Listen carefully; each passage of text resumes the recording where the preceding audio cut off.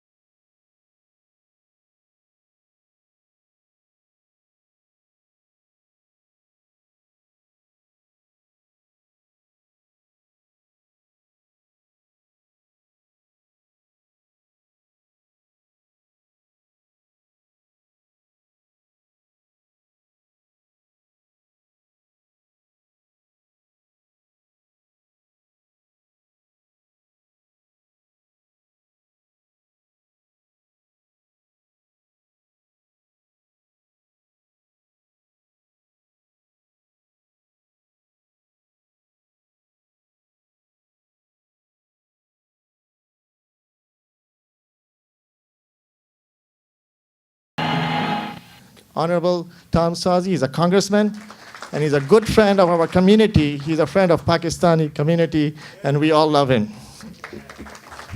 And here is in the back, my dear friend who have helped me, my school, my masjid, MDQ, Masjid Al Quran, MDQ Academy. He have give us raised a fund of $250,000. He just walked in, my dear friend, Assemblyman Phil Ramos. He's been working for community for over 30 years. He's an engineer by professional. He's a director of a multinational company. And his work, if I start talking about, I think we'll be late for everything. So he's Ashraf Azmi. शुरू करता हूँ मैं अल्लाह ताला के बाबरकत नाम से. Ladies and gentlemen, good evening and assalamu alaikum. Without delaying, I want to start this program because we have some issues with the time. I will ask with one of the most respected member of Pakistani American community, ex-president and chairman of Long Island, Islamic Center of Long Island, Westbury.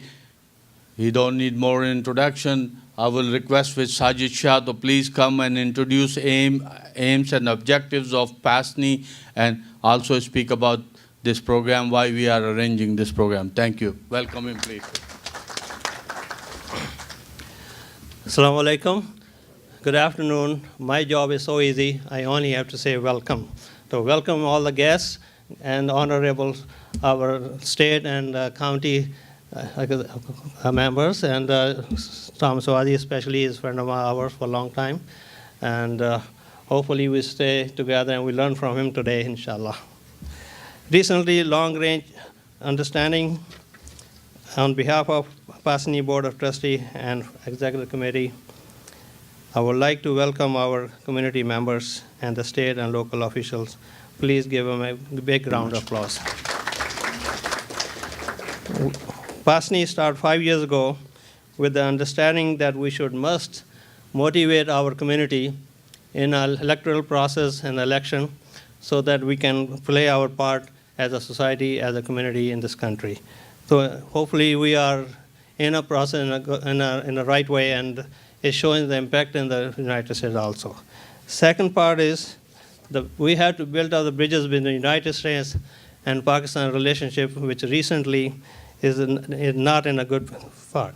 So hopefully this meeting is especially organized for this purpose, that we're going to learn from our speakers today. And a lot of things we may not know about Pakistan, what Pakistan has done for the United States. And also we want to learn from on the other side also what the United States has done for Pakistan. So I will not take more time because we want to hear from the speakers. Let's see what they say. Thank you very much for that. Thank you, Sajid Shah Sahab. Now, as Sajid Shah explained why we are arranging this program, so to move to the next step, we have, I'm inviting our ex-chairman, a very well-known and one of the most respected member of our community. And without him, I think we will not be here. PASNI, he is the greatest supporter and founder of PASNI. Please welcome to Dr. Sayyid Tamkeen Ahmad. He will explain, will give you the views about the US and Pakistan relationship. Thank you. I begin in the name of Allah subhanahu wa ta'ala, most gracious and most merciful. Mr. Chairman, Honorable Congressman Mr. Tom Swazi, Mr. Assemblyman Mr. Phil Ramos, Presiding Officer Mr. Dwayne Gregory, activist Mrs. Luba Shirley, Pakistan Consulate Representative Mr. Naeem Iqbal Chima, and ladies and gentlemen, all the community activist leaders who are present here, and journalists and the TV anchors and executives. Especially, thank you for the Sikh brothers from India who are present with us today. Ladies and gentlemen, Pakistan was created in 1947.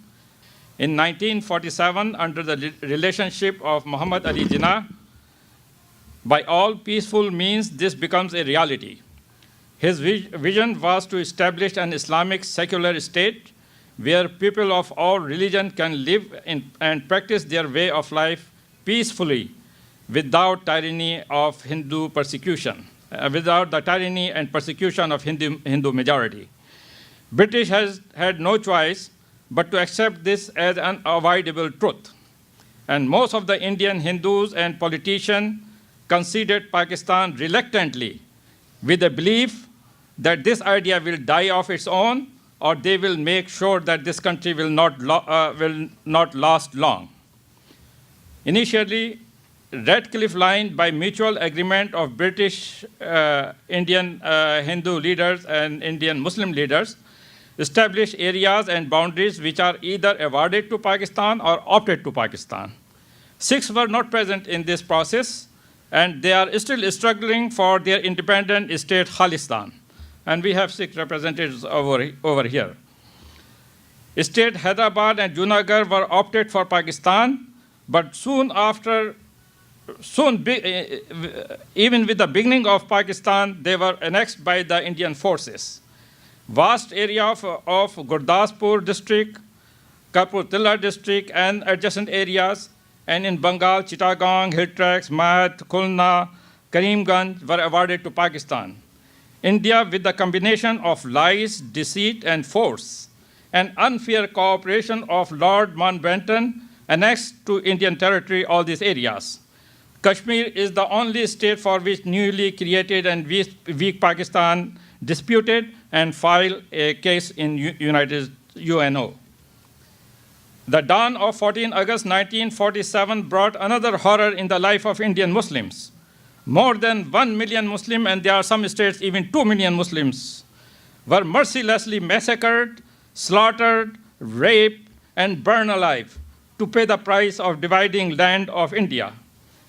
This happened in the land of the champion of non-violence, Mr. Mahatma Gandhi. In fact, there are evidences that he has caused most of these massacres and violence. Sikhs had suffered similar massacre in India in 1974 by the hands of the extremist Hindus. These are the events which will shape the relation of these two countries forever and will prove bedrock of Pakistan's foreign policy. Now I will take a bird's-eye view of certain events. Dr. Chadha will have a slide presentation. I will not go into detail, although I have lots of things over here, but for the sake of the time, I will just present you very few events which will affect oncoming US and Pakistani relations. In October 1947, 20th October 1947, US established relations with Pakistan. October 1947, India sent their armed forces to Kashmir and occupied the entire state of Kashmir. Pakistan responded by its ill-prepared army with the help of Pashtun tribes to liberate 1/3 of the Kashmir. In 1950, Prime Minister Liaquat Ali Khan visited USA, requested aid. President Harry Truman asked for military bases, which were denied. Pakistan did get some assistance. 1954, there was a mutual defense agreement which brought some military assistance to Pakistan. In 1955, Pakistan joined SEATO and CENTO. 1956, President Dwight Eisenhower requested then Prime Minister Sohrawardy to lease Peshawar Air Base to keep an eye on USSR and its ballistic missile program, which was granted.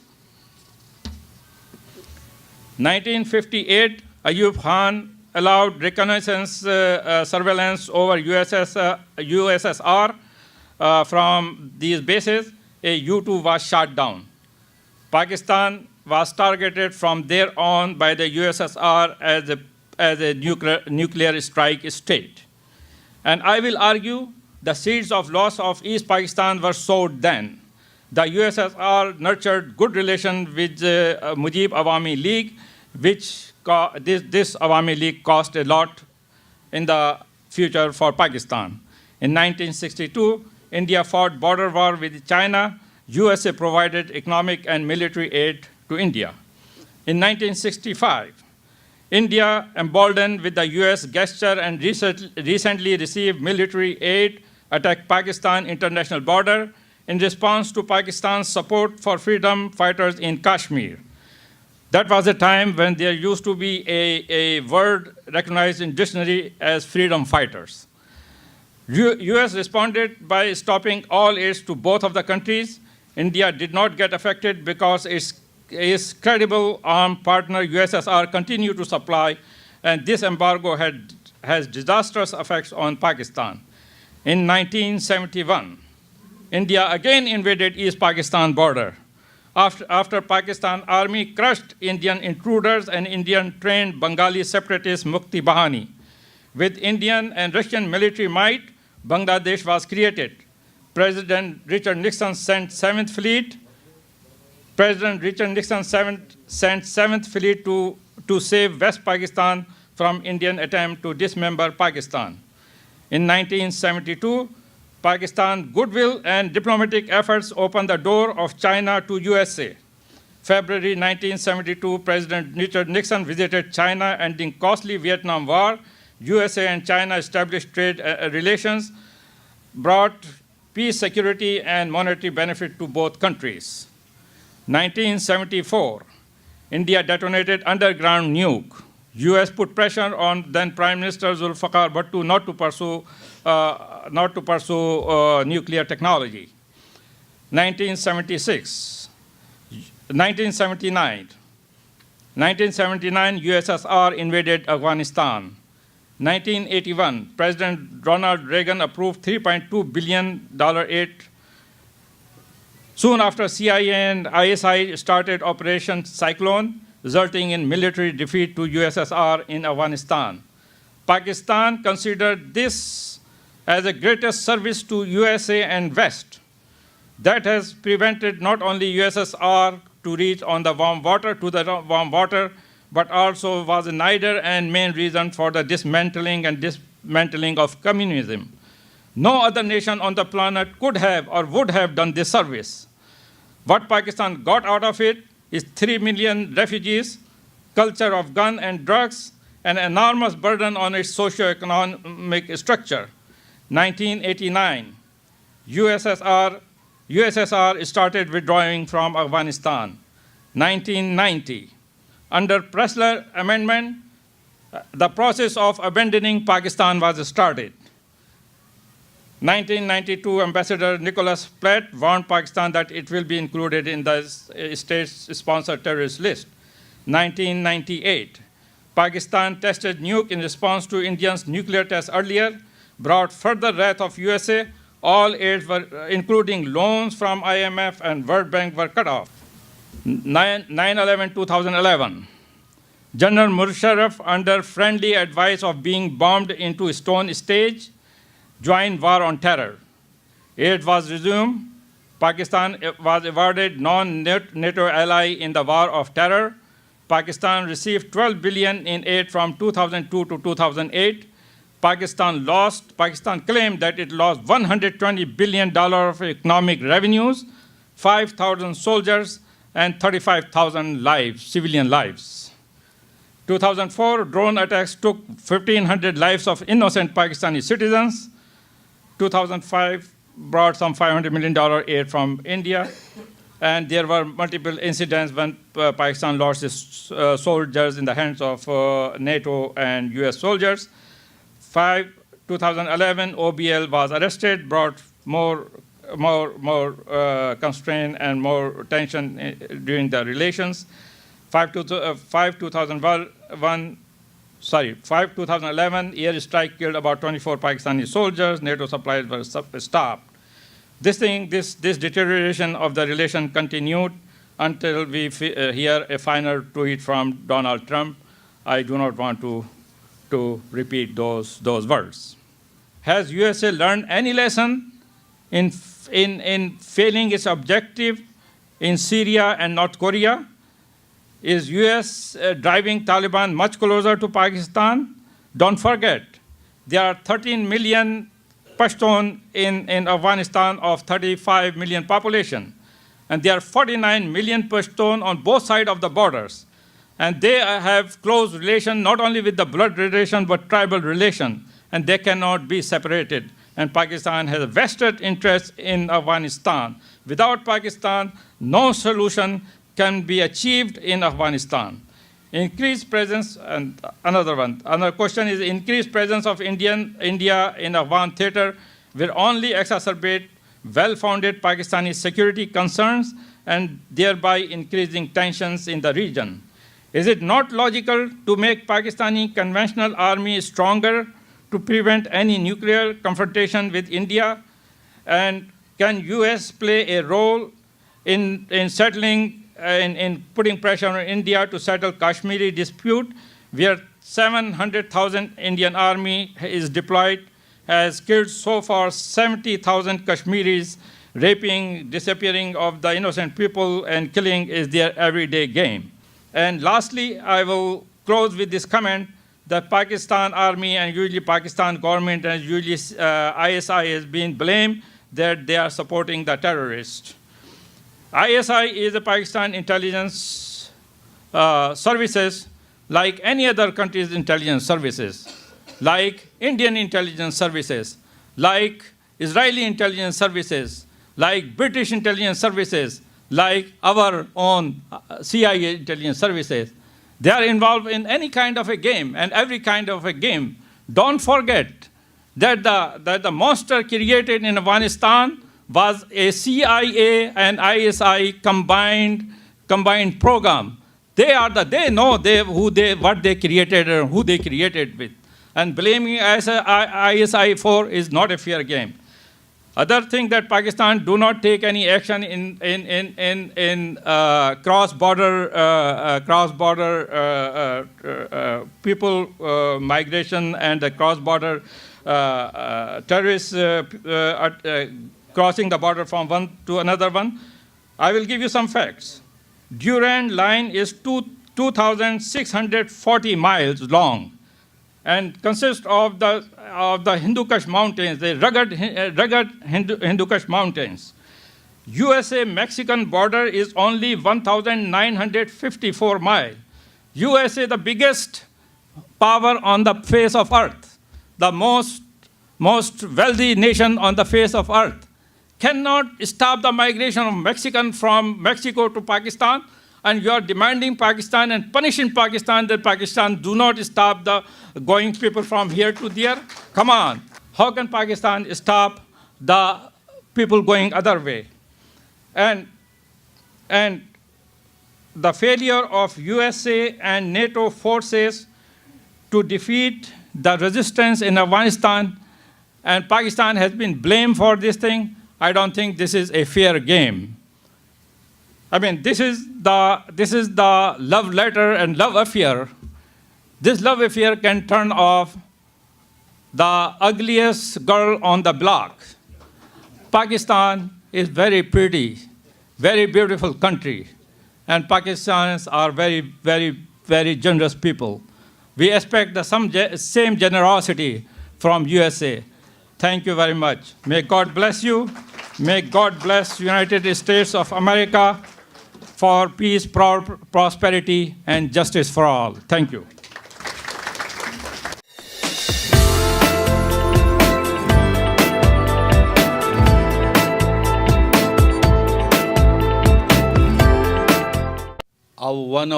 The superpower in the region, USSR, invited our Prime Minister of that time to visit USSR, but our government, our Prime Minister decided to visit US probably based on ideological basis, because we were against communism, so we sided with the democracy, we sided with the USSR. Was that a good decision or not? The people of Pakistan are not really sure about that, because the way US has treated us in the past, from 1948 till today, a lot of Pakistanis have a question, was that a good decision to go and make a friendship with US rather than a superpower in the region? Is an open question, is debatable. So for the next step, I will go and ask with Maqbool Malik Saab to please come and explain the geopolitical strategic location of Pakistan in that region, but he will also have to introduce PAK. So please welcome Mr. Maqbool Malik. Welcome all. I'll not waste any time in any kind of useless talk. Right now, I would like to welcome our guests from New Jersey today, Mr. Akil Khan, Mr. Anwar Khan, and Mr. Asghar Chaudhry. They are the officials of Pakistani American Congress, USA. A'udhu billahi minash shaitani rajim. Bismillahir Rahmanir Rahim. Ladies and gentlemen, assalamu alaikum and good evening.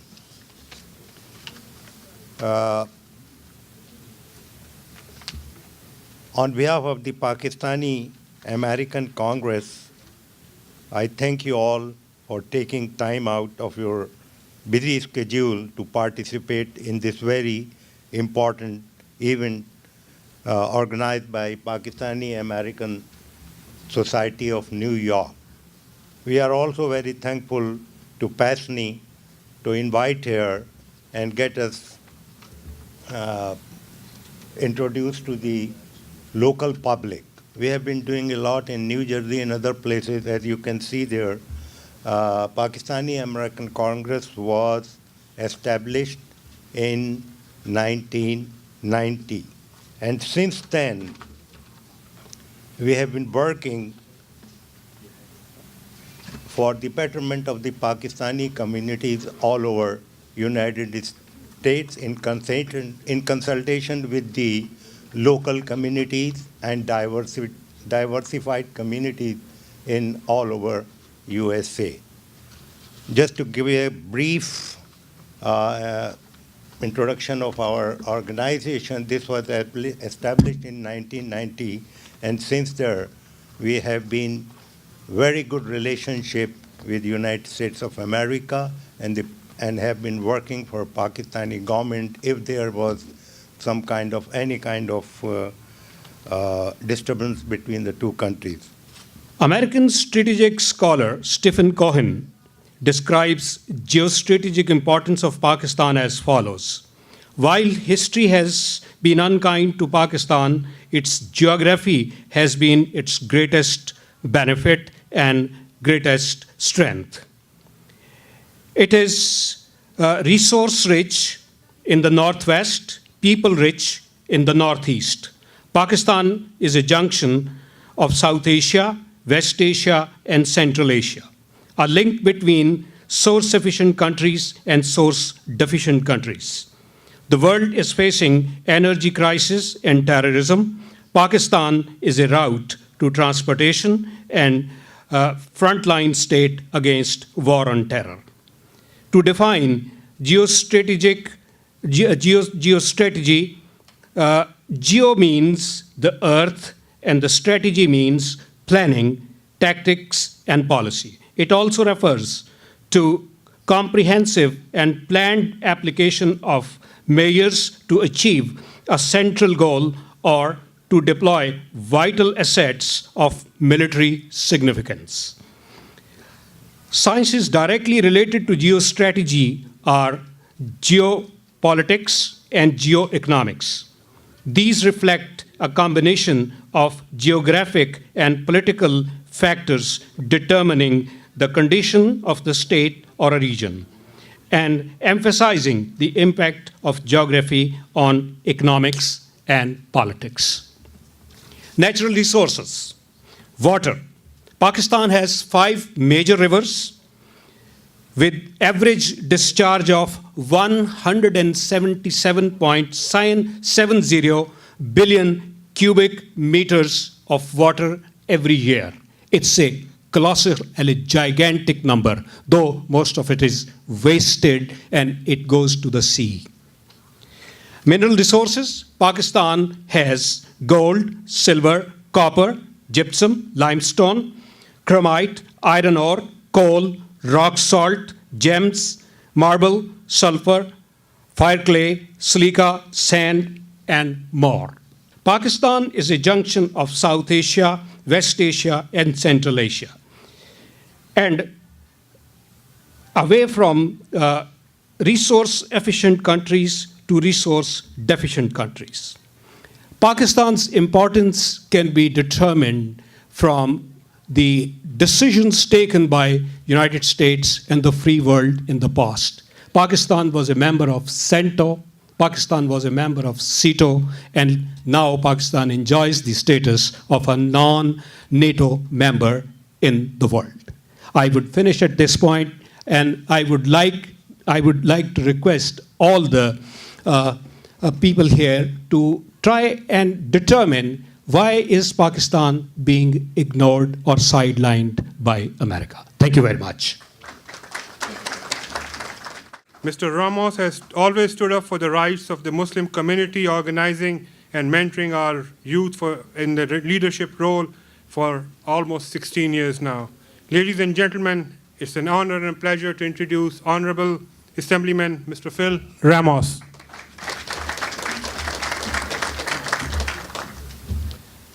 Thank you. Assalamu alaikum. Pakistan Zindabad. Did I say it right? Good. I am so proud of PASNI and the evolution that you have come to the point now where you're weighing in on policy actually at a different level. We've seen the same evolution take place with other groups on Long Island.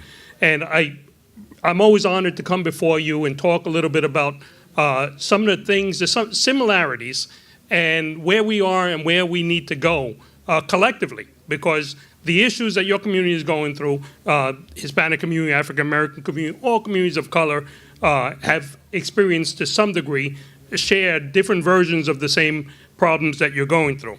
I want to welcome my colleagues, especially Congressman Tom Suozzi. Last week we were in Washington, and we were fighting for the rights of immigrants. As you know, the immigrants, which includes the Pakistani community, face draconian laws that are and executive actions that are happening in Washington directed at our community, at the Pakistani as well as the rest of the immigrant community. We had a delegation of Long Island people that included Muslim leaders as well, meeting with Congressman Suozzi, several other leaders and senators from Washington to try and talk about the need and try and see where we are, what we need to do, and try and muster up the political will within Congress to do what's right with legislation. Now, one thing I've learned along the way, and I'm somebody who came here into politics, not having a background in politics, not having a clue about politics, but coming in with certain principles, wanting to fight, wanting to make things happen. And very, very soon after I took office, I learned a lot of things. Number one, I learned that being a member of the immigrant community, regardless of what our credentials are, immigrants have always had to reinvent themselves.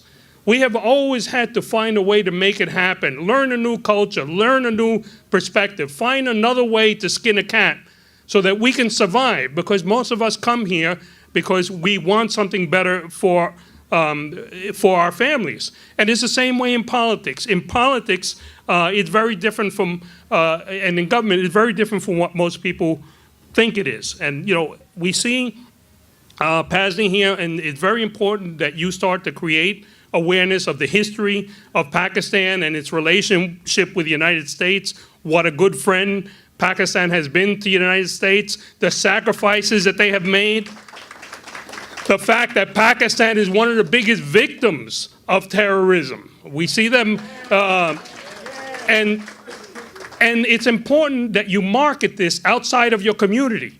Mainstream community is just hearing the Donald Trump talking points. They're not hearing what you're speaking about here.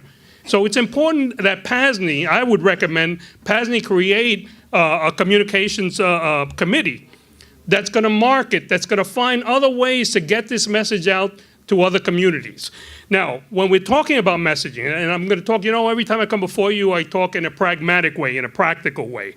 And although, you know, we're hearing about what a good friend Pakistan has been and the things they have done and the sacrifices that they have made, one thing I learned in government, And it kind of mirrors a song that Tina Turner sang a long time ago that says, "What's love have to do with it?" It means, and that really means, that no matter what Pakistan has done and what a good friend Pakistan has been, those who are spewing the hate and trying to close the door on Pakistan could care less what you have done. So talking about what a great friend Pakistan has done and how good they are isn't going to move the hand of your opposition.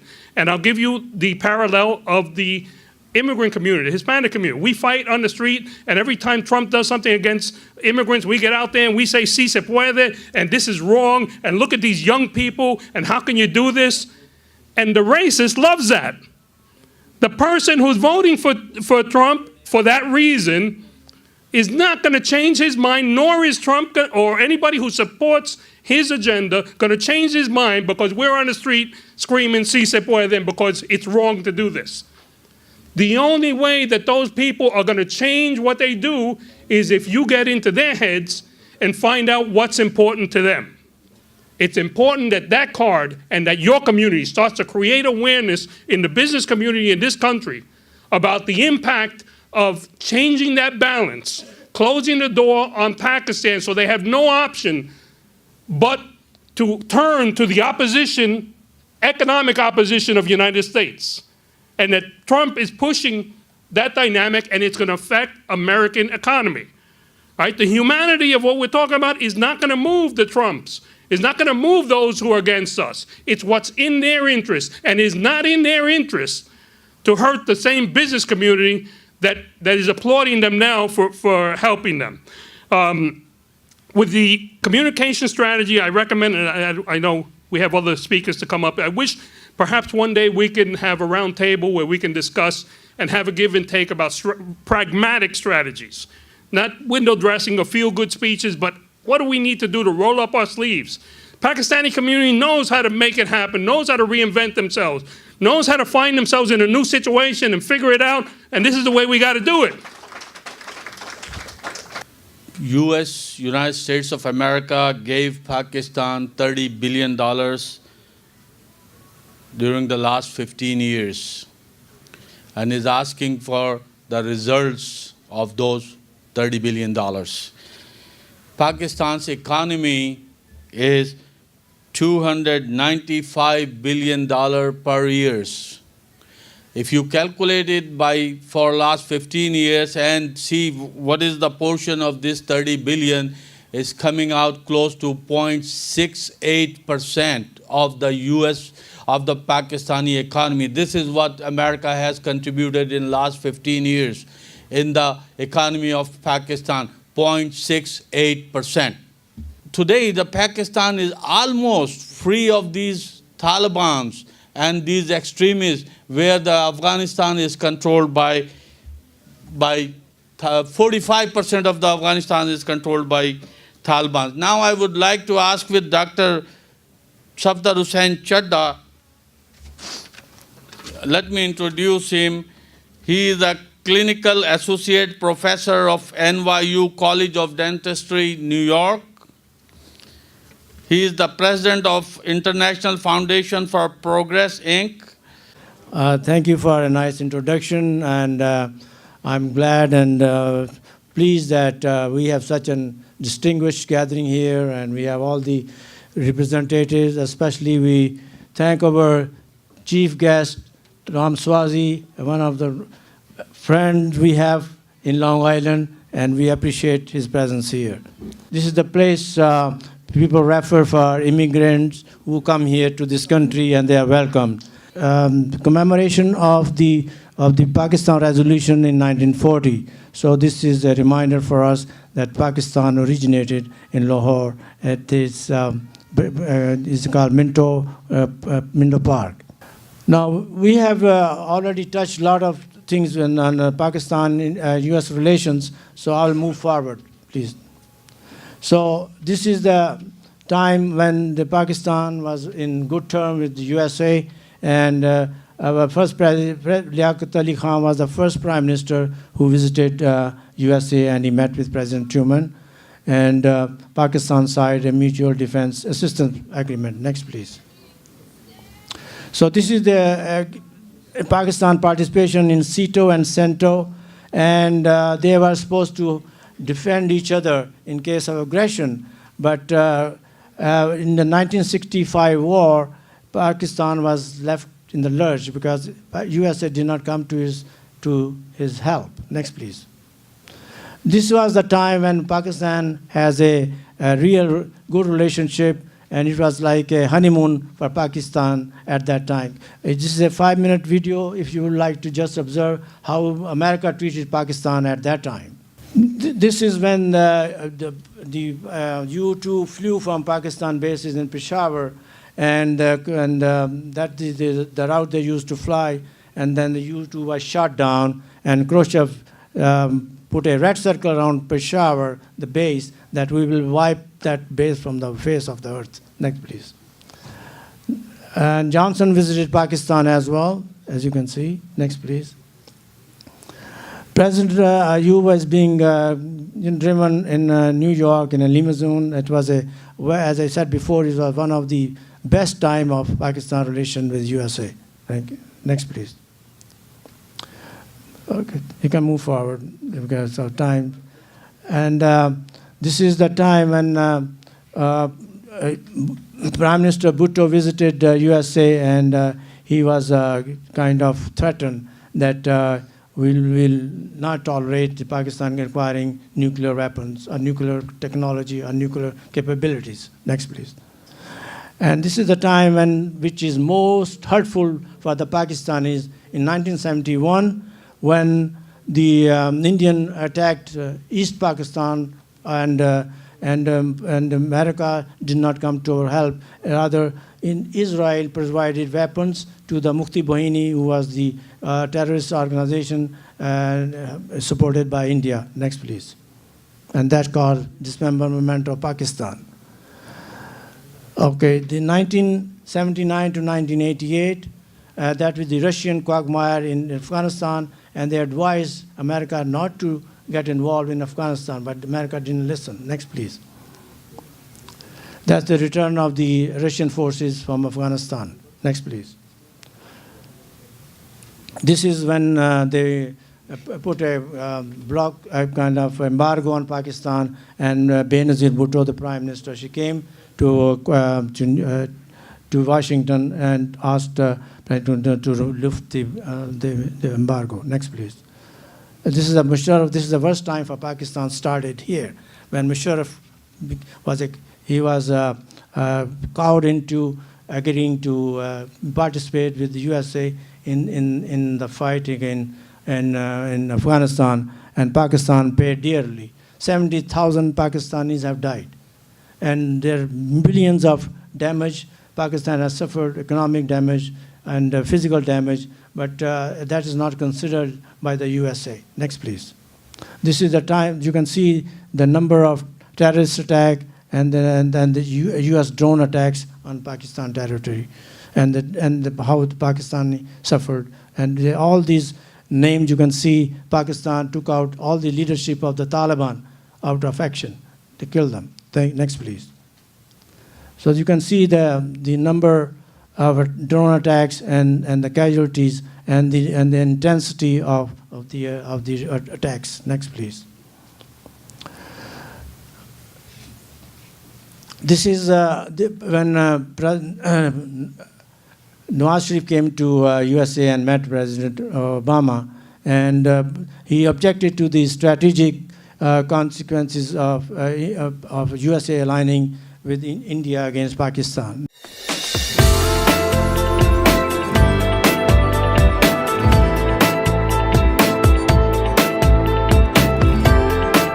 Let me summarize this program to a certain extent. U.S. went twice in Afghanistan, one in 1979 to 1989. 1989 when USSR invaded Afghanistan. That was the first time U.S. intervened or went in that area or region with the help of ISI. They trained, as I said, over 100,000 militants. What was the results of that 10 years of war in Afghanistan with Soviet Union? Pakistan received over 4 million refugees. Drugs and guns came to Pakistan in the result of that war. The national fabric of Pakistan broke apart because of that war. And the biggest thing was that the USSR broke into pieces in the result of that war. This was the achievement of that 10 years of war. And what was the benefit to United States? US became the only superpower in the world because of our forces, our people sacrificed their life, and the US became the only power in the world. Now, after 9/11, US went again. We sided with the US. We fought along the side. We gave them the support. Results were, what were the results? Taliban emerged in Pakistan. There were no Taliban before that in Pakistan. Pakistan already sacrificed 70,000 lives, 63,000 soldiers, 63,000 civilians and over 7,000 soldiers. No one in the world has sacrificed that much life against the terrorism, what Pakistan has did and achieved. We lost $120 billion in economy. We got $30 billion from US. The net loss is $90 billion so far and counting. US want to give a leading role to India in Afghanistan. India is a threat to existence of Pakistan. Let me give you one or two numbers. Pakistan is the neighbor of Afghanistan, and India is 1,149 miles apart from Afghanistan. When Soviet Union invaded Afghanistan, we sided with Afghans and we sided with America. India was standing with USSR. Again, we have sacrificed over 70,000 people, and India is intervening in Pakistan from Afghanistan. India's role given by this administration or United States is not acceptable to Pakistan, because that will be a great threat to Pakistan at any cost. Pakistan will not accept. This is what all of us to understand, that this demand is not acceptable, is even not negotiable, in my opinion. Please welcome to Faik Siddiqui. Good afternoon. It's not good evening. So many people are saying good evening. I think it's good afternoon. Correct me if I'm wrong. All right, we are discussing a very sensitive issue among two friends, Pakistan and United States. One has to be very careful, because arguments too easily and too often turn into animosity, and differences always proliferate, they escalate. So we have to be very careful, because most of the time what we do, we always bring the worst episode or the worst example from the other side, and we always present best intention from our side. So we should not do that, number one. Number two is this: if you really want to know the story of our relationship and what is the solution, I will not discuss the problem. I will discuss more towards the solution, because I have a very limited time. I will take you to Paris. I will paint a small scene of a drama, and the name of the drama was No Exit, and that was written by none other than Paul Sartre, one of the most famous novelist and scholar and a philosopher of France. And that play was staged after, I think, after of the Second World War in Paris. And they have three characters. Now, I need your attention. Three characters, they die. Three sinners, let's say. Three sinners, they die, and they went to the hell. And when they reached to hell, they said, hey, nothing is wrong in hell. There's no fire, there's no snake, There's no devil, no brimstones, so it's fine. And the only punishment they were get there is this, that you have to bother each other. You have to chastise each other. You have to poke each other. They said, okay, fine, we will do that. And one day, in a moment of epiphany, one person, he saw that there's a door is open. So all three of them, they said, oh, let's run away from here because the door is there. In the next second, they realized that was illusion. They cannot run out. They are here to live ever and ever and forever. And the same goes to Pakistan and America. We have to live there and we have to work together.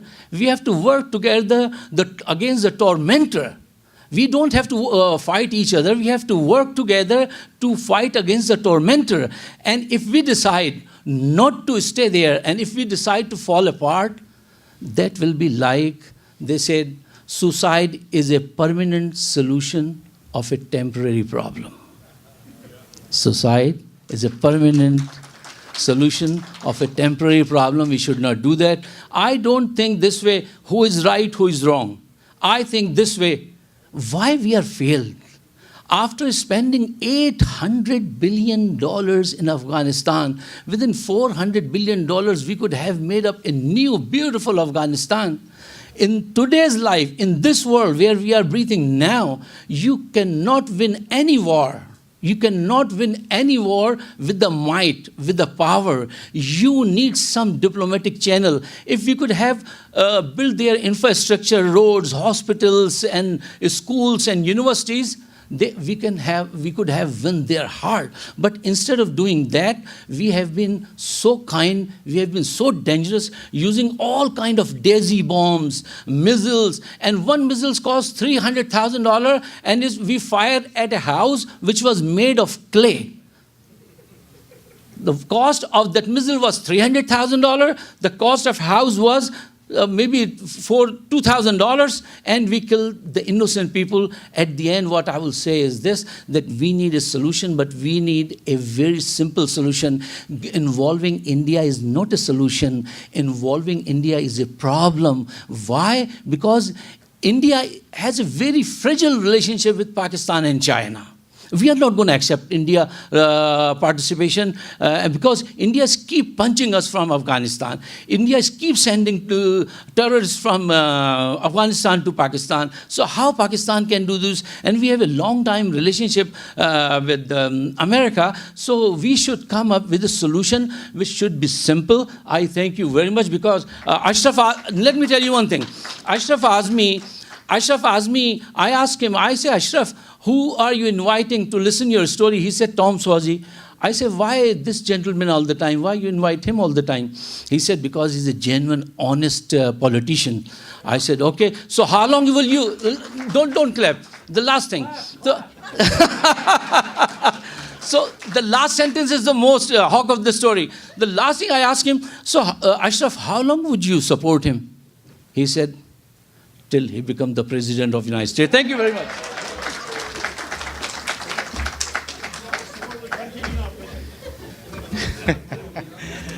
Now, let me introduce you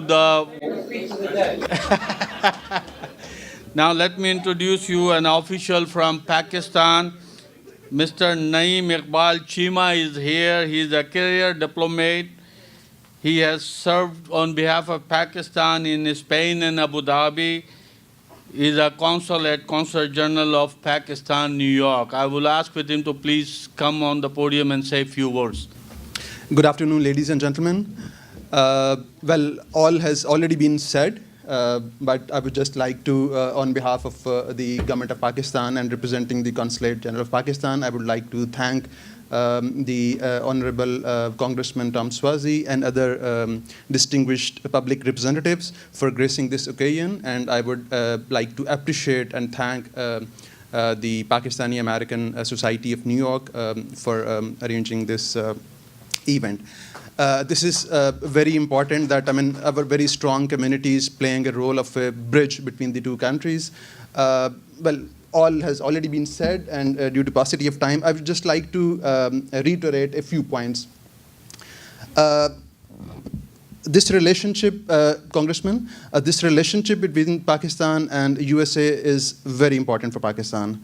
And this has always been very important, and we would like to preserve this relationship, and we would like to strengthen this relationship. Unfortunately, the relationship is under a little stress these days for the reasons already explained by the esteemed speakers. However, just one thing we feel that Pakistan is viewed by United States of America through different lenses. Sometimes it is through the lens of Afghanistan, sometimes it's through the lens of India, and sometimes it's through the lens of counterterrorism. So we would request and urge the United States of America to view Pakistan as it is, the profile of the country, the credentials of the country, the size of the country. And the stress, this is not new. There have been ups and downs in our relationship in the past, and we have to overcome these differences and dispel these misunderstandings like we have been doing in the past. So for that, it is important that we keep the institutional linkages open, and we work together to dispel these misunderstandings. Pakistan, US must appreciate that Pakistan has done a lot on the front of war against terrorism, has suffered a lot of loss of life, and has lost to the economy of Pakistan. Afghanistan is the major challenge, and we have been doing this, we have been fighting this war since last 16, 17 years. So we feel that, we should continue working together, and as a solution, the sustainable resettlement of repatriation of Afghan refugees would be a solution in this regard. Welcome Dr. Singh over here, please. Assalamu alaikum, good afternoon, Sat Sri Akal. Brothers and sisters, today when Congressman Tom Swazi stepped in, he shook my hand and said, "A Sikh here?" I said, "Yes," and I'll explain that what is the Sikh factor today while we are talking about restoring the good relationship between America and Pakistan. How Sikh factor in all this South Asian map, not in present day history, but even in the past, is important. There has been a talk of Rama Iqbal, who mentioned Kabul as the center of peace, so that the whole of South Asia, whole of subcontinent may be in peace. We saw the clipping of Winston Churchill, who described Afghans as warlike race, fiercely independent, and in that one battle where Churchill was wounded, he was saved by a Sikh soldier, bringing him on his back. And being in Washington for 18 years, where in National Press Building I had an office, I realized that American opinion makers, lawmakers, and decision makers don't know much about South Asia, and most of the briefing for them comes from Indian-influenced think tanks or their lobby, so most of the time they are not correct. Very few people know. We talked about the Durand Line, which was drawn in 1893 when Durand was packed from London to Kabul for a compromise. But that border, which is close to today 3,000 miles between Pakistan and Afghanistan, was actually carved by the Sikh general Hari Singh Nalua during the period of Maharaja Ranjit Singh in 1830s, and with a little bit of changes, that is the Durand Line. And why Afghanistan is important but for Sikhs as well today, we the 30 million people, our civilization between the Pakistan border and the river Jamuna, we are sandwiched between the two nuclear-equipped countries, India and Pakistan. During the 47 period, we were the third party to the negotiation of transfer of power. Unfortunately, due to our naive leadership at that time, we sided with the Indian Union, but with the result, and Congressman can, through his research scholars in the office, can find out that what is happening to the minorities in India today, how over 100,000 Sikhs has been killed in the last 30 years, what is happening to 200 million Muslims there, why Christians were not able to celebrate Christmas this time in the states of Chhattisgarh, Madhya Pradesh and others, and how a Nazi-like regime with that slogan, as yesterday was Holocaust Remembrance Day, and I was looking at Congressman's comment where he quoted Martin Luther King Jr., that darkness cannot drive out darkness, light can do that, hatred cannot drive out hatred, only love can do that. And today the ideology there of the rulers, one leader, one race, one people, Hindu, Hindi, Hindustan, that is where as the Sikhs we are concerned that what will happen tomorrow if anything happens, the way they are playing with the whole politics today, any confrontation between India and Pakistan tomorrow will end up in the nuclear thing, not with the traditional weapons, and our whole race, our whole civilization can be wiped out. So that is very important for us. United States, a great power, a beacon of hope, champion of human rights, and it is a responsibility that there should be a balance in the relationship there. There should be a balance to see that how 1/5 of the humankind where it lives in South Asia, who is the culprit? Not just going by the propaganda or going by the other things will solve the problem. Let we hope for the best. Let we see that, as I'll quote Martin Luther King in the closing, injustice anywhere is the threat to justice everywhere. We are suffering in Indian map, and we expect that our congressmen will take a right lead. Though as a Sikh, I am proud. We have a US Congressional Sikh Caucus in which over 50 congressmen, bipartisan, they are members of it. Congressman Garmandi from Yuba City, California is the co-chair of that. But still I thought on the invitation of my brothers and sisters here I came to show my support for this idea that United States should keep a balance in the South Asian politics, and a friend in need is a friend indeed. This we should always remember. Thank you very much.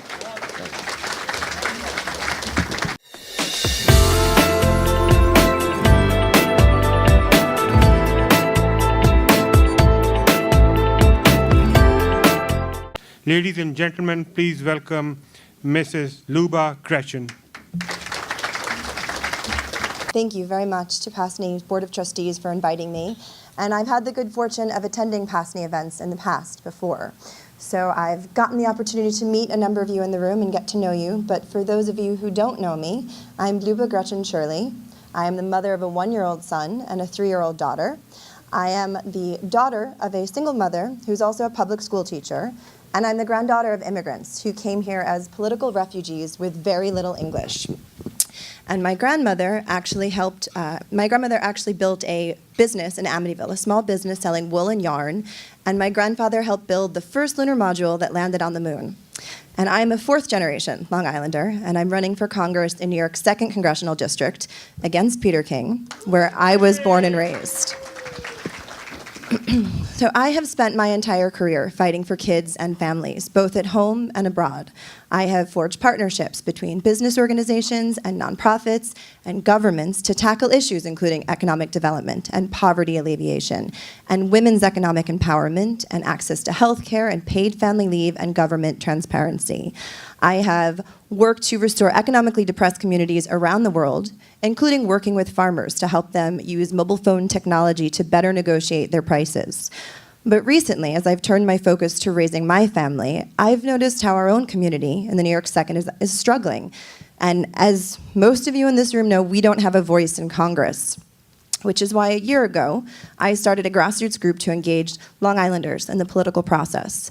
And I thought that it would mostly be Democrats who were alarmed by Donald Trump's policies. But it turns out we have a lot of Republicans and a lot of independents in our group because they want new leadership. And in the last year, we have mobilized more than 3,000 people across this district to lobby their local leaders, to have protests, to engage voters, to knock on doors, to get involved in local elections. And a year ago yesterday, Donald Trump signed an executive order that banned immigrants and refugees from 7 Muslim-majority countries.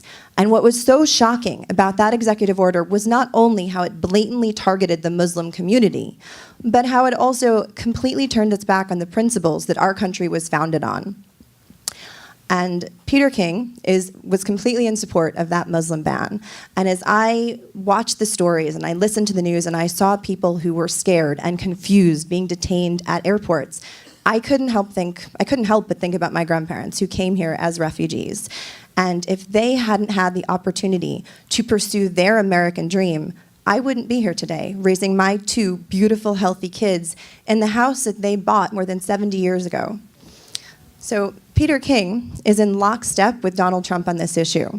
He supported the Muslim ban, and when I met with Peter King, he chastised me for calling it a Muslim ban. He told me that it was only a travel ban. And I sat down and I reminded him that the ban actually prioritized Christian refugees over Muslim refugees. And do you know what he told me? He said, well, the logic behind that would be that if you know somebody is a Christian, you know that they're not an Islamic terrorist. This is a man who has held McCarthy-style Muslim hearings back in 2011. He has said that there are too many mosques in this country. He has said that 80% of leadership in mosques are run by radicals.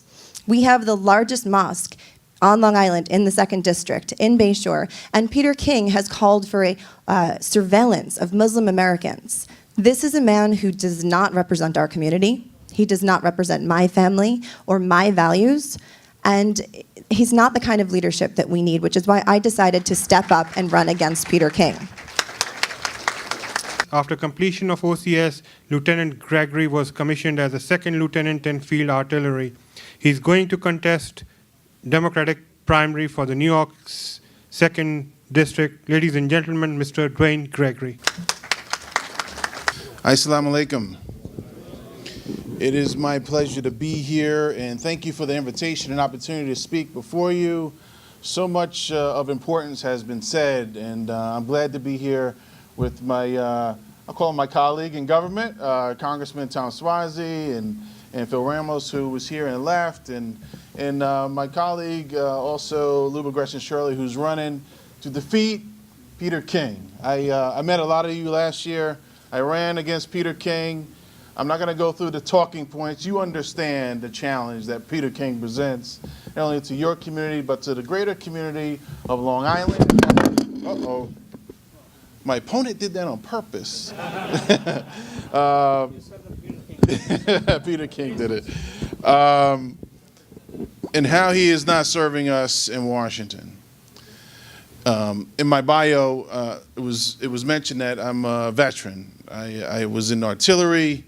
So I'm used to blowing things up, and we need people to go into Washington and kind of restructure things, as I'll put it. I won't say blow it up, but certainly restructure things. And I look forward to working with Tom Swazi and doing that. And we have to do this, we have to take this approach step by step, because unfortunately the President of the United States is not on the ballot until 2020. And his comments and his tweets have certainly gotten him in trouble, and certainly have gotten the attention of this community as of late. There's very little that we can do about that right now, but we will have the opportunity to do that in 2020. The important thing that we have to focus on is getting people in Washington to understand that Pakistan is our friend, that Pakistan has been a strategic ally. Pakistan is not our enemy. Pakistan is not the problem. The problem is Afghanistan. You know, in the military, United States military, we're very good, and we have very expensive equipment. We can go in and defeat the enemy in very short order. But what we're not good at is rebuilding countries. Afghanistan is one of the poorest countries in the world. One of their top exports is opium. And as we struggle through the opioid and heroin crisis, Afghanistan has certainly contributed to those conditions. So when we go in and we defeat the Taliban and we thought things were going to be fine, we put Karzai in place and things weren't going the way we thought they would go, the Taliban has gained strength. The challenge that we face is we have a lot of poor farmers and a lot of poverty. One of the highest rates of illiteracy in the world. It's a poor country. We can use the money that we spend on munitions in building infrastructure in this poor country. That would have served us well. Providing more instability, economic instability in the region is not a solution. It's not a solution. It will create more chaos. So we have to have people that understand that Pakistan is a strategic ally, and they've worked with us. They've worked with us and with our military to defeat and to suppress the efforts of terrorists, because we understand the impact of terrorism and chasing the Taliban and the terrorists through the mountains of Afghanistan and Tora Bora and Bora Bora, and we understand that going through that porous border that's there. So that is not something that blame should not be put on your shoulders. But we should have a dialogue, an increased dialogue that understands that challenge. So we need diplomats and people who understand foreign policy and diplomacy in the State Department to kind of keep those conversations going and smooth the waters when those waters get rough, because our president tends to react on emotions and not intelligence or certainly understanding of diplomacy. So one of the things of first order that I will be fighting for is ensure that the State Department, that we not only fund the military, which the Republicans are very good at doing, but we actually fund and ensure that the people are in place, the resources are in place in our State Department, so that we can have those communications, so that we can keep that dialogue going, so that Pakistan can remain a true ally and a friend. But we have to have people there that understand that. I think Rex Tillerson understands that from the accounts that I've read, but he can't do it alone. He needs the people to help him to do that. The president, at every step, has kind of undermined him. I mean, Jared Kushner is a de facto, Secretary of State. I mean, this is ridiculous. The son-in-law is running around meeting with foreign ministers and heads of state, while the Secretary of State is clueless to this. We can't allow that to happen. That has to be addressed. So I hear your concerns. I understand that you are a friend. You put me in Congress. I'm going to be working with your community to make sure that we rise together, that we have people that understand the strategic relationship, and so that we can move forward in this battle against terrorism. Thank you very much.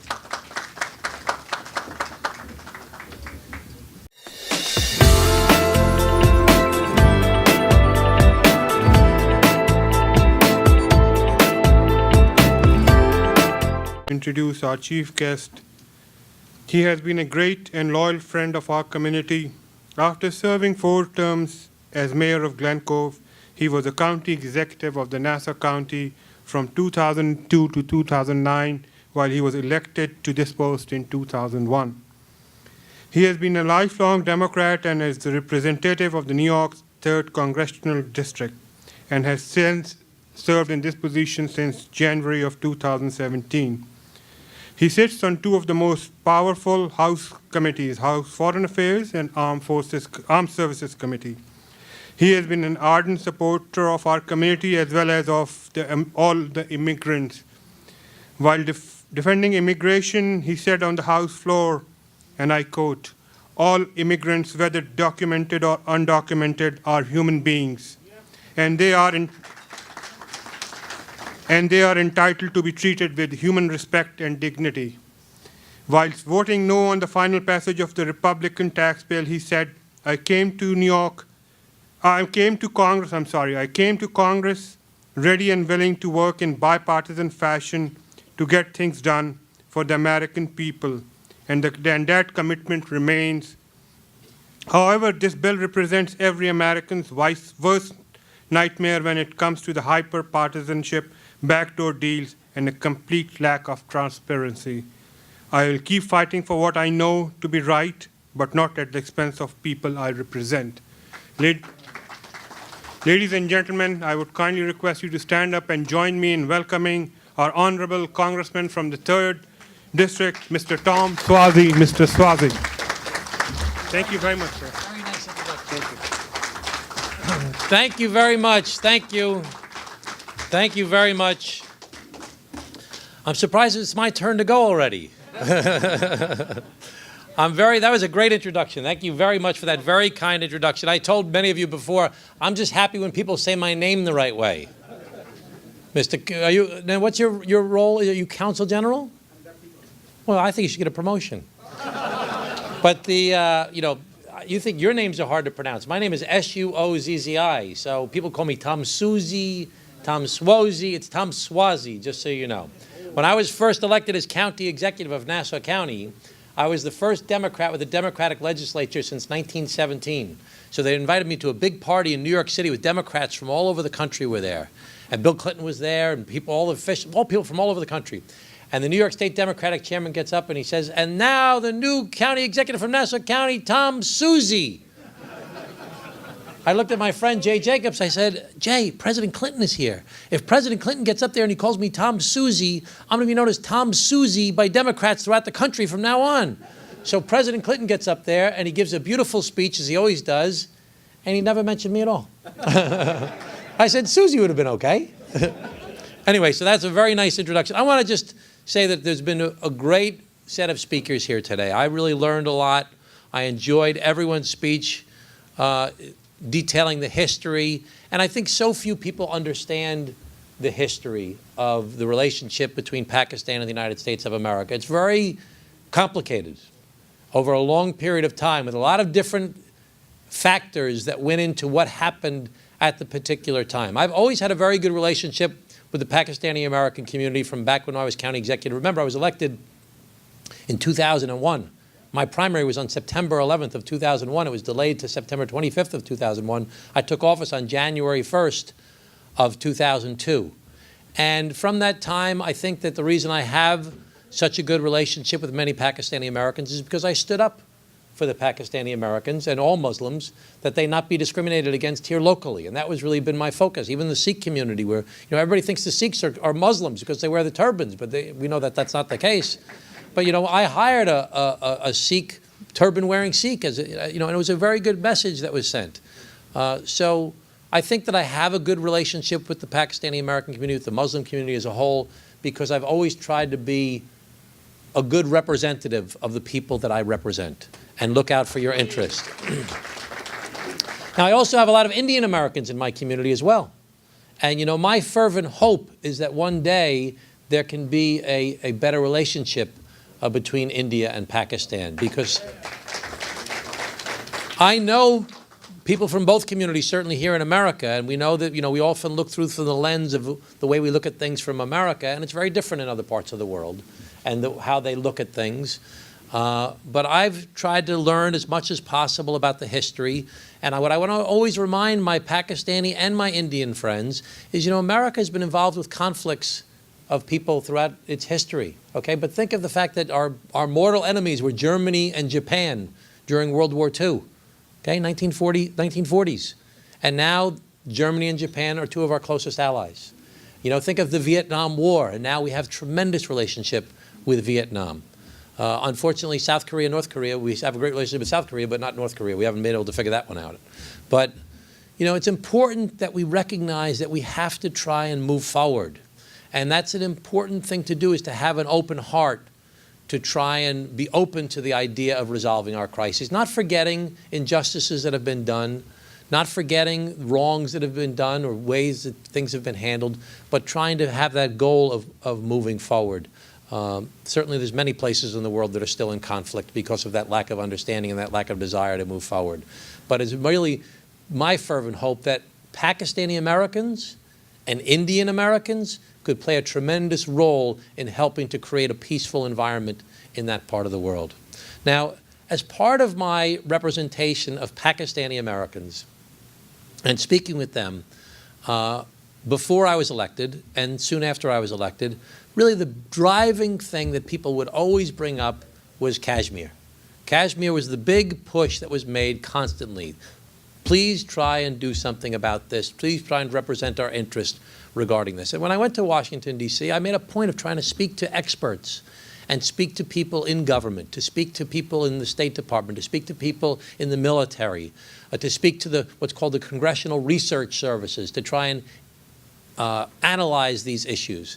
And quite frankly, I got a very cold shoulder. Because when you look at the map, and you all know the map very well, Kashmir on the eastern border is not the big concern of the United States. The big concern of the United States of America is the western border with Afghanistan, because so much money has been invested, so much treasure, so much blood, so many lives have been invested in trying to resolve that. And we've heard a lot about that, and that's a very complex issue in and of itself. But as a result, there was very little interest in discussing with me the issue of Kashmir, because the focus was on Pakistan's border with Afghanistan. So I made a point of going to meet with the Pakistani ambassador. I went to go to his office in Washington. I didn't bring any staff with me. I didn't bring any experts with me. I went to have a private meeting with him, and I told him I represent many Pakistani Americans. I have very close personal relationships with many people, very big supporters, people that I have personal friendships with over a long period of time, and I would like to represent the interests of the Pakistani American community. And they're concerned about Kashmir, but everything I'm hearing from the people in the United States government and the officials and the experts is that they're concerned about the Pakistan-Afghani border, and they feel that they have not done enough to address this particular issue. The ambassador was very strong in his commentary, saying, how many people we have lost in Pakistan to terrorism, what we have done to stop terrorism as far as the number of terrorist events that were taking place in Pakistan before, reducing that number dramatically within Pakistan. He talked about the efforts that were made to try and repopulate some of the areas along the ungoverned areas of Pakistan, and efforts being made to try and secure the border more than had been done historically. So I talked about that, and I still talk about that with other people when I speak about these issues, what the Pakistani ambassador represented to me. I'm on foreign affairs and armed services. I've made a point of, when I talk to different officials, of bringing up the issue of Pakistan. And I visited Afghanistan. It was one of the first trips that I went on as a member of the Armed Services Committee. I met with General Nicholson. You made the reference to the 60 Minutes show that was on just a few weeks ago that I watched. And I met with General Nicholson, and we talked about the strategy in Afghanistan as far as the military strategy. And there's a 5-point strategy militarily in Afghanistan related to trying to strengthen their armed forces, their army, trying to strengthen their air force and getting the air force and the army to work together more closely, strengthen their special forces, to try and build up their civilian police department. And the 5th pillar of the American strategy was to get more from Pakistan, to help more with this effort. And this was, early in the year. We've seen what's happened with the president more recently. But this was part of the strategy, and it was a very coherent strategy that made sense as to what they were saying. But my concern then, and my concern continuing today, which I'll be talking about hopefully over the next couple weeks, is I'm concerned about the non-military strategy in Afghanistan. And people have made reference to this as well today. I don't see that we have a clear 5-point or 3-point or 10-point, whatever strategy as far as how we are investing our American dollars to try and rebuild the civil society of Afghanistan. The answer cannot be that we're just going to kill more of them before they kill more of us. It will never, it was an eye for an eye, and we all end up blind. It'll never work that we just kill more of them before they kill more of us. Now, that doesn't mean we can back off. It means we have to try and have a policy and a strategy that makes sense on both sides. Why are we in Afghanistan? There's so many people in the United States of America that are concerned that we've spent so much time and money in Afghanistan, and why can't we just leave? We can't leave because there are 20 terrorist organizations that operate out of Afghanistan, and 22. And the concern is not so much the Taliban, even though it's a big issue, but the Taliban is not why we are in Afghanistan, because the Taliban wants to take over the region. They don't want to come and blow up people in Europe and in the United States of America. The concern is about other terrorist organizations that use Afghanistan as a safe haven to try and organize and then take their organizing efforts to export their knowledge and their violence to other parts of the world. Those are the people that we're concerned about. That's why the United States military is there. In the meanwhile, the Taliban is getting more and more effective politically in the region and using violence as well. We just saw this awful bombing in Kabul. Was it just yesterday or was it 2 days ago? 2 days ago. I mean, just horrific, the suffering that you've experienced in Pakistan, and that certainly goes on all the time in Afghanistan as well. So I'm new to this whole thing. I'm a freshman congressman, and my relationship, as I said, has historically been based upon trying to stand up for the interest and rights of Muslim Americans, including Pakistani Americans here in my community. But now I'm learning more, and I have a lot more to learn as well, and I recognize that I have more to learn, and I want to learn more, and I welcome any information you want to share with me to try and educate me to understand these issues better. When I spoke to General Dunford, who's the chairman of the Joint Chiefs of Staff, okay, he's the top head of the 5 staffs of the United States military, he told me, I asked him, I said, I'm very interested in Pakistan. I want to go to Pakistan. I would like to talk to you about Pakistan. He said, you should read this book. I read a book by Hassan Haqqani, who's the former ambassador from Pakistan. So I've spoken to other friends of mine from the Pakistani community that are concerned that he is not giving the right perspective in his book. But it certainly gave a long, detailed history so that I understood all the different topics that were being brought up today by the doctor in his remarks. I looked at the history, and I understand the long history. But the title of his book is Magnificent Delusions, which is that the way America has looked at their relationship with Pakistan was through a lens of just trying to get what we want, the way we wanted, and the way the Pakistan look at their relationship with America is just trying to get what they want, which is the way politics and government really is. It's not about, you know, I listen to our presidents sometimes and politicians saying, oh, I looked them in the eye and I have a warm relationship with so-and-so, whoever the political leader may be. That only lasts until somebody's self-interest of their own country is involved. And you have to look at the interests of the two countries and how those two interests either combine or detract from each other. And we have to recognize that and look at that with open eyes. So I understand, you talked about Jinnah in the beginning, and Jinnah's talk about an Islamic state, and you put in an Islamic secular state. Now, many people at the time didn't look at it as a secular state. Jinnah did, but a lot of people used his rally cry to build an Islamic state at the time in the 1947 and tried to push it more towards a fundamentalist type of movement. And there is a battle in the world between an effort for those who would like to see secular Islamic states and those who would like to see fundamentalist Islamic states. And that's a big challenge we face in the world. It's one of the big challenges we face today. And what most Americans don't realize, I don't think most people in the world realize, there are 2.5 billion Muslims in the world. 2.5 billion Christians in the world. There are 1.5 billion Muslims in the world. There are 900 million Hindus in the world. There are 300 million Buddhists in the world. There are 40 million Sikhs in the world. There are only 14 million Jews in the world, and 6 million were killed during the Holocaust, to put that in perspective. And of the 1.5 billion Muslims in the world, 900 million of the 1.5 billion come from Asia and Southeast Asia. I don't think most Americans realize that. They equate Muslims with Arabic. And in reality, what's the largest Muslim majority country in the world? Indonesia. And then you look at the huge population of Pakistan and of even the Muslim population in India and then Bangladesh.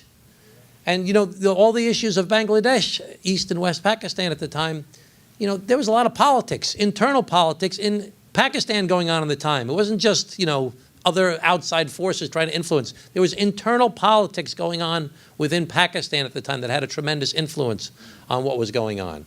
So I recognize what Pakistan has done to help America, first with the Peshawar base and then the listening sites in the northwestern part of Pakistan. And there was a lot of horse trading going on as part of that to help to defeat the communists. I recognize the tremendous expenditure and efforts made by Pakistan to help us with China, secretly help us with China, to build a relationship with China when Nixon wanted to try and go there secretly and couldn't let everybody know about it. I recognize what went on with the relationship with the Mujahideen and trying to work together with them, and the relationships and the money and everything that went into fighting the Russians in Afghanistan, and how much that resulted in relationships that still exist today, which complicate everything that's going on in the region right now. It's incredibly complicated because there's so many personal relations. As a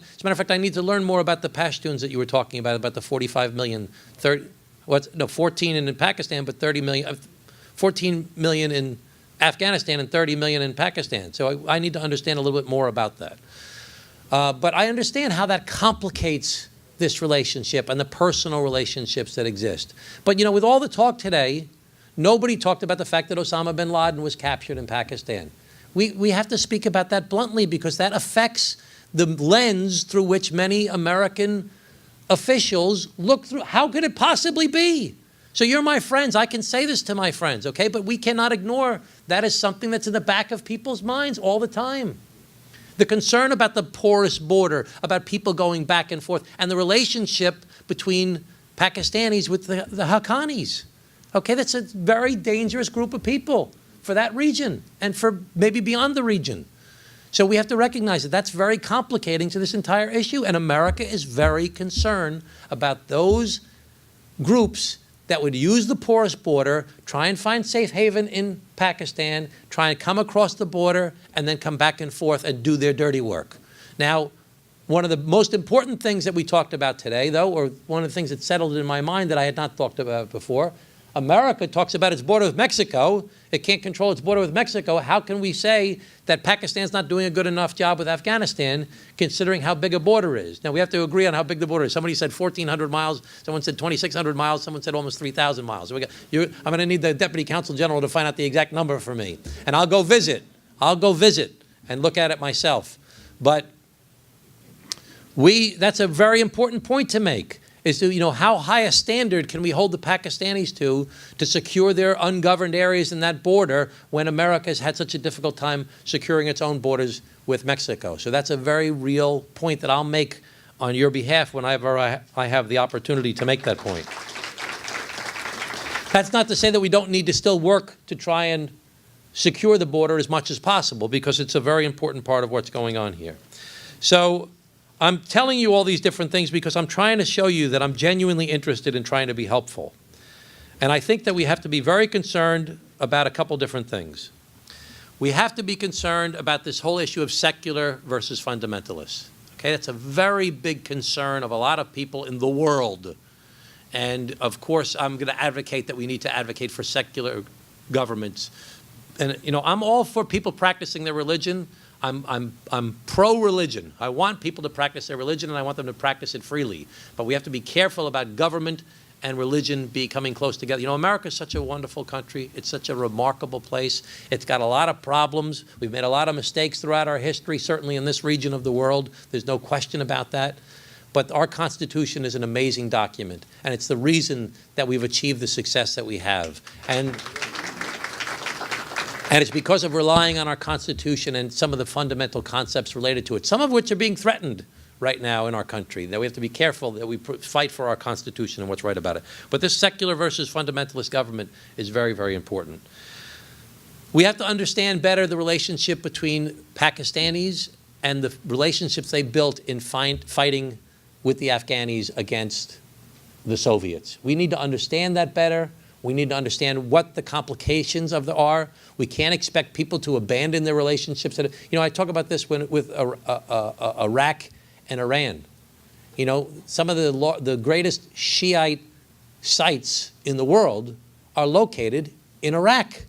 So the Iranians normally, as tourists on religious pilgrimages or just on tour, will go into Iraq on a regular basis. There are relationships that people have with other people just based upon centuries of history. And, you know, you have the same type of relationships in Afghanistan and with people that are involved with the Mujahideen and even the Taliban, because they go back a long way, and we need to understand that better. My concern sometimes with this administration is they don't try to understand all the complexities and all the history that goes into these issues. So we need to understand that better, and we can't forget about the whole issue of Osama bin Laden, as I mentioned before. We can't forget about the porous border. I'm very concerned, and I need to understand it better, the relationship between the civilian government and the military government in Pakistan. The military government has incredible power, and sometimes I think ignores the civilian government. And that's a recipe for trouble. So we have to understand that better. Americans need to understand that better, and we need to figure out how to deal with that. I mean, when I read this book, and I know that we don't like this book, and I will read other books, and maybe the deputy counsel general will give me something he wants me to read, but only one. You can only give me one book to read. I got too many other things I got to read. One book. This one took me a while to read the other one. But you know, when Pakistan was first formed in 1947, the decision is that they were going to maintain all of the military that the British had. And that was a pretty enormous military for a fledgling country that was just trying to get started. And as a result, it set out on a very strong military footing from day one. And they've maintained that military culture for a long, you talked about it, Winston Churchill talked about how they were strong war fighters, tactical people. They said that about the Sikhs also, just so you know. And so, but you know, there's been this very heavy military culture in Pakistan, and who knows if sometimes the groups are not working together with each other as closely as they should be, as we would expect them to be in the United States of America. And that's something we have to be watching very carefully. I've been asked by the generals that when I am dealing with issues related to Pakistan, that they don't want me meeting with the Pakistani military unless I'm with the civilian government, unless I'm with the civilian government at the same time, or I have the U.S. military guys with me. And as a civilian politician, I should be meeting with the civilians in Pakistan, not with the military. So, you know, that's something that we need to understand better, and we need to try and encourage the strength of the civilian government as much as possible. We have to understand the influence of China and Russia. They'd love to get their hands into Pakistan more than they are. Now, the good news is that Pakistan, I think, when everything's said and done, they genuinely like the people of the United States of America, and the people of the United States of America genuinely like the people of Pakistan.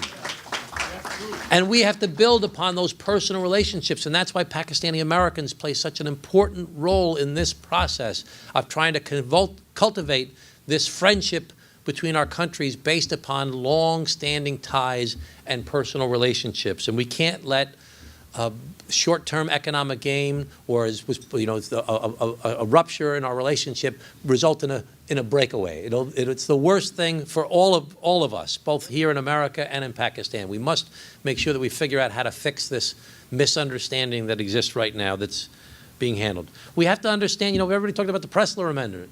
Remember what the Pressler Amendment is. America was concerned that Pakistan was building a nuclear arsenal. Okay, that was the concern. And we have to be concerned about nuclear weapons. And, it's a reality now, and we've got to deal with it going forward. We have to recognize who the nuclear powers are in the world and what that means as far as protecting your own sovereignty. But we have to understand that there's a history to that, and that all these things all happen in the context of other items throughout history. Last but not least, the big problem for all of us is terrorism. That's the bottom line. There are people in the world, like the mafia, okay, who decide, I can't get my way the way I want to get my way, so I'm going to kill people to get my way. And that's what we all need to be against. It's never going to work in the long run. I don't even like calling terrorists terrorists sometimes because it elevates their standing in many ways. You know what terrorists are? They're criminals. They're murderers. They're drug dealers, they're kidnappers, they're extortionists, they're rapists. Don't even let the people think that a lot of these are all motivated by some noble idea of what they believe is the right thing to make the world a better place, or about some view of their religion or heaven. These are people that are manipulating people's poverty, manipulating their discontent, manipulating their disadvantage because they want to make money, because they want to have power, and because they don't want to follow the norms of what we've decided are the right ways to handle yourself in society. And we all of us, the more we can do as Pakistani Americans, and as Americans to stand together against those people that want to use violence as the only way to get their way, that's what we need to be doing as a group. Now, it's not easy to do when you have the U.S. and others using violence to get our way. We would say we're doing it to protect ourselves. but I'm sure that people whose houses are getting blown up or people whose lives are being ruined don't view it that way. That's why it's so essential that we have, in addition to a military strategy, a civilian strategy. So the bottom line is, when everything's said and done, I am your United States Congressman. I represent many Pakistani Americans. I have very good personal relationships with many Pakistani Americans. I will do whatever I can to represent your interests, to make sure that you know that you have someone that you can rely on as a friend. I will never abandon my principles as to what I believe in. I will look out for my other constituents as well and try and be honest and forthright in everything that I do. I'm in this business, in politics, not for any other reason other than, well, I like when people clap for my speeches, I must admit that. And I have fun, but I want to try and make the world a better place to live in. And the only way to do that is to be engaged and informed and honest and try and work together. And having friendships and being honest with each other is the best way to have a healthy relationship. Thank you very much, everyone. I appreciate it. Pakistan Zindabad.